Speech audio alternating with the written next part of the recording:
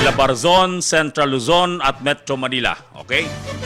And speaking of Central Luzon, puntahan natin ang sitwasyon doon sa Cabanatuan. Si Romel Roque, nasa linya na. Good morning, Romel. Yes, kasamang George, good morning at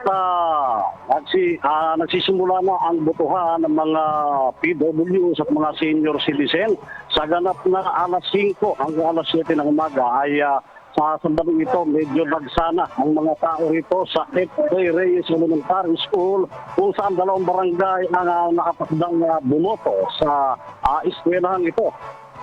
Sa ngayon ay medyo kalmado at payapa naman ang kalagayan ng ating botohan dito sa Cabanatuan City. Bagamat merong hindi na pinasasabi na ito ay kapatid sa hanap buhay, pero kung ang may-ari ng kanilang media network ay politiko o medyo may problema.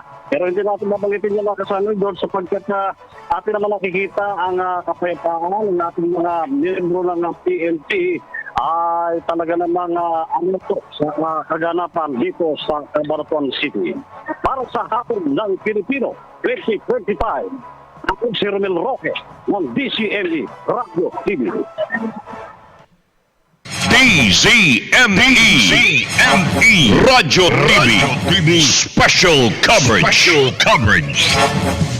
Maraming salamat, Romel Roque, mula dyan sa Nueva Ecija.